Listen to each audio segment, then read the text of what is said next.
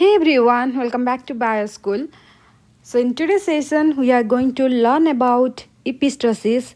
This is a type of non-Mendelian gene interaction. Let's begin first. What is epistasis?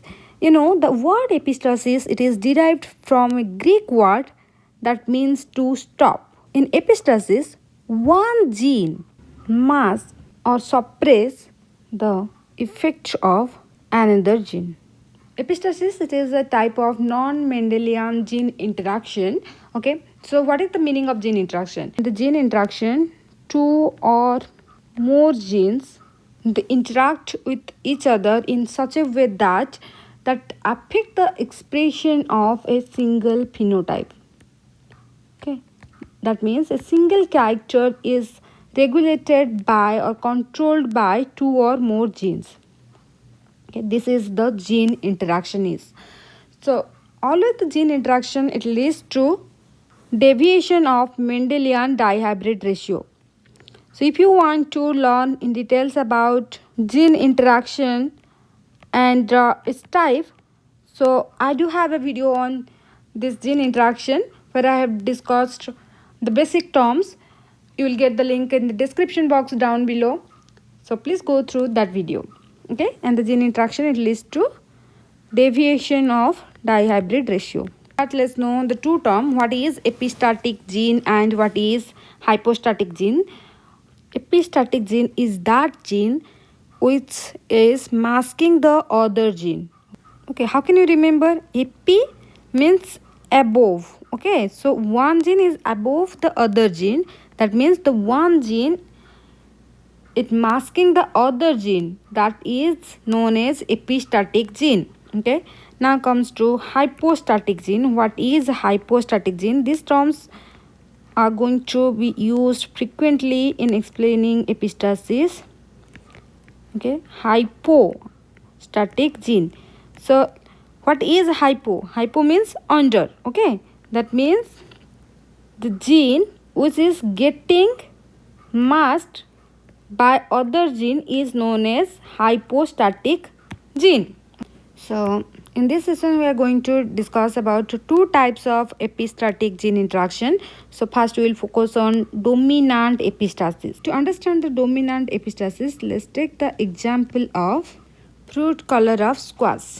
So for that fruit color of squash, first we will look into the hypostatic gene. Let's say the one hypostatic genes are capital A. If capital A, then it will be express yellow color, and the small a, it is for green color. Okay, so and what will be is the possible gene combinations?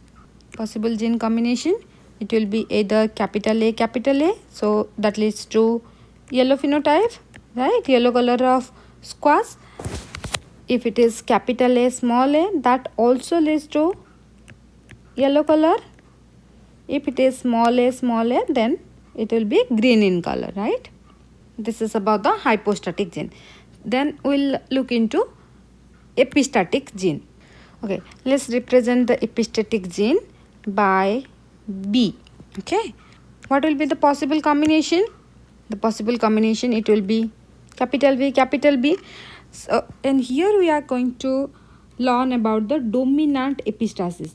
Dominant epistasis means the dominant form of epistatic gene, it will mask the expression of hypostatic gene.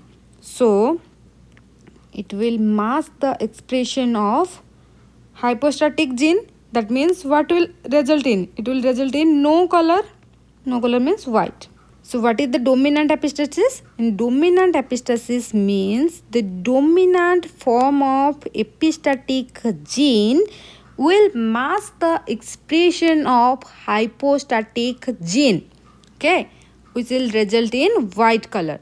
So what other possible combination of dominant epistatic gene? It may be also in heterozygous condition, that is in capital B, small b. So it will also result in masking the expression of hypostatic gene and result in white color. Okay, am I clear? Then the epistatic gene, it may be also in the recessive condition, that is the small b, and in the recessive condition it cannot mask the expression of hypostatic gene. Okay, no masking, and it will allow the expression of hypostatic gene. Capital A, capital A, capital B with small a, small b. Okay, can you please tell me what will be is the phenotype of this genotype? Though here the capital A is present, and as I told you before, the capital A, it expresses the yellow phenotype, but here also the epistatic gene is in dominant condition.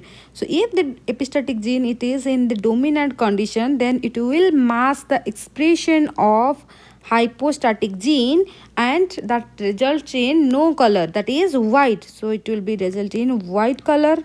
And but let's see, here you can see the epistatic gene, it is in recessive condition. So in the recessive condition, we are learning here about the dominant epistasis. Okay, so as we are learning the dominant epistasis, so here the recessive form of epistatic gene, it cannot mask the expression of hypostatic gene. So here the hypostatic gene, the small a, it is going to be expressed, that is green phenotype. So in the F1 generation, what we will get? We will get capital A, capital B, small b. So here also the epistatic gene, it is in dominant. So if the epistatic gene is in dominant condition, it may be homozygous dominant or heterozygous dominant, then it will mask the expression of hypostatic gene, and that will result in white color. So in F1 generation, what will you get? You will get white color fruit of squash. Then let's self cross between these two F1. Capital A, capital B, capital A, small b, small a, capital B, small a, small b. Similar here also. So this type of cysteine progeny we will get in F2 generation. So this is F2 generation. So let's see their phenotype. So as we are studying here about the dominant epistasis, so simple mark where the dominant epistatic genes are present. Here it is present, here also, here also, here. If the dominant epistatic gene is present, then it will suppress or mask the expression of hypostatic gene, and that will result in what? It will result in white color. Okay, if it is present in capital B, or it is present in capital B, small b, then that will result in white color. Okay, so then look at here the epistatic gene, it is in recessive condition. If it is in recessive condition, then it cannot mask the expression of hypostatic gene, and here the hypostatic gene, it will express this phenotype, and the hypostatic gene is in dominant form. So if it is dominant form, the A, then it represents what? It represents the yellow color, right? It will be yellow color. Similarly, find out here also, you can see epistatic gene, it is in recessive form, so it cannot mask the expression of hypostatic gene, and the hypostatic gene A, it will express its color, that is yellow. Similarly here you can see it is present in the recessive condition epistatic gene. So also here the hypostatic gene, it will express its phenotype, that is yellow color. Okay, and the last one, here you can see, here also the epistatic gene is in recessive condition, it cannot mask the expression of hypostatic gene, and as here the hypostatic gene is in recessive condition, so it will express its phenotype, which is green. This is really very simple to understand, right? So how many white? 12, right? It's white color is 12, then yellow 3, and green is 1. So what is the dominant epistasis phenotypic ratio? It is 12 is to 3 is to 1. Here you can see there is a deviation of dihybrid cross ratio. So if you want to remember the dominant epistasis in always the dominant form, just add past 2. So 12 is to 3 is to 1. So it is a trick to remember the ratio of dominant epistasis. Okay. So this is all about dominant epistasis. Hope now you have a clear idea about dominant epistasis. Now we'll go for recessive epistasis. Okay, to understand the recessive epistasis, let's take the example of coat color of Labrador dog. Okay, so epistasis means there will be hypostatic gene and epistatic gene. Hypo means the gene which will be masked. So let's see the hypostatic gene for this one. The hypostatic gene will take B. If it is B, capital B, then it will express black color. If it is in the small letter b, then it will express brown color. Okay. So what are the possible combination? Capital B, capital B, capital B, small b, or it may be the small b, small b. Then the epistatic gene. Epistatic gene is that gene which will mask the expression of hypostatic gene, right? Epistatic gene. So also take the epistatic gene is A. Okay, so what will be the possible combination? It may be the capital A, or it may be the capital A, small a, or it may be the small a. Okay, so as we are here studying about the recessive epistasis, recessive epistasis means here the recessive form of epistatic gene, it will suppress or mask the expression of hypostatic gene. Okay, so here this one, it will mask the expression of hypostatic gene and it will result in no color. Okay, no color, let's say it will be result in yellow. These are the dominant form of epistatic gene, so it will allow the expression of hypostatic gene. Okay, simple. In dominant epistasis, the dominant form of epistatic gene, it masks the expression of hypostatic gene. In recessive epistasis, if there is a presence of recessive epistatic gene, always the recessive form of epistatic gene, it will be present in homozygous condition. Okay, and this one here, the recessive epistatic gene which is present in homozygous condition, it will mask or suppress the expression of hypostatic gene. To understand this, we have taken the example of coat color of Labrador breed of dog. So let's understand. Okay, and look at here the epistatic gene, it is present in the recessive condition. As we are studying the recessive epistasis, so recessive form of epistatic gene, it will mask the expression of hypostatic gene. So here you will get no color, that is we are taking as yellow. Okay, so let's cross them. In the F1 generation, what will you get? Capital A, small a, capital B and the small b in F1 generation. So here the phenotype, it will be black. Okay, because the epistatic gene dominant form. Okay, so here the hypostatic gene, it will express its character, that is black. Okay, let's self cross and find out the F2 progeny. Okay, so these are the progeny of F2 generation. So we are studying about the recessive epistasis. So recessive epistasis means, first in the Punnett square we have to look at the recessive form of the gene. Okay, so first mark where the recessive gene is present. Here you can see the recessive, here also. So here the recessive form of epistatic gene is present. As the recessive form of epistatic gene is present, then what will it do? It will mask the expression of hypostatic gene. Okay, black color, BB is the black color, it will mask the expression of black color and that will result in no color, that we are taken as a yellow color. Similarly here also what will you find? Here also the epistatic gene is present in recessive condition, that means it will suppress the mask the expression of hypostatic gene. Okay, so it will be yellow color. Similar case here also.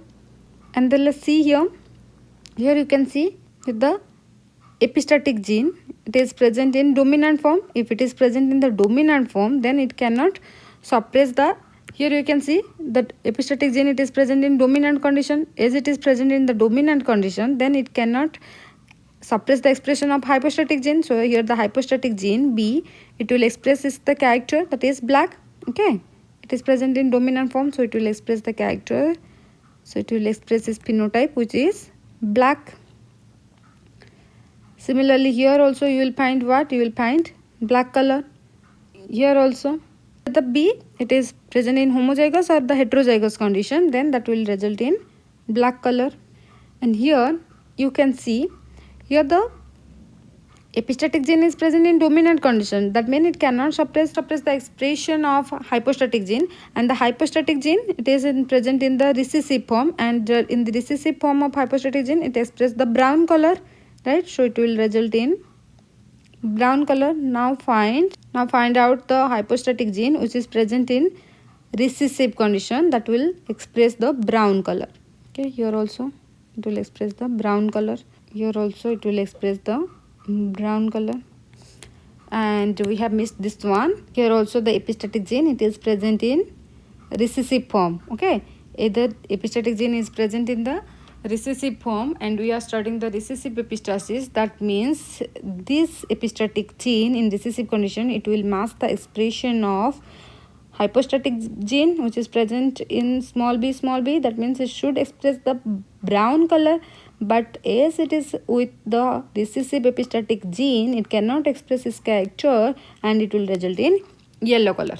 Okay, so let's write down the phenotype. In recessive epistasis, the phenotypic ratio, it will be 9:3:4.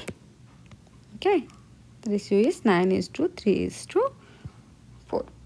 So this is all about recessive epistasis. Here also you can mark there is a deviation of dihybrid phenotypic ratio, which is 9:3:3:1.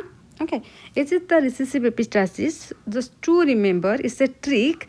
Okay, as in the let's see, in the dominant epistasis, what is the ratio? The ratio is 12:3:1. Okay, as we have seen before.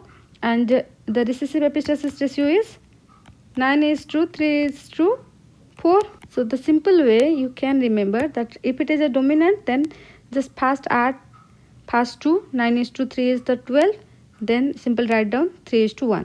So if you are studying about, or in the exam you get a question about what is the phenotypic ratio of recessive epistasis, then simple take the dihybrid cross ratio, then write down 9:3, then add the last 2 digit. Okay, so it will be 4. 9:3:4. Hope you like this video.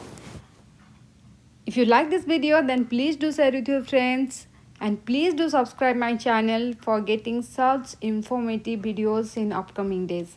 Bye bye. See you in my next video. Till then, keep learning.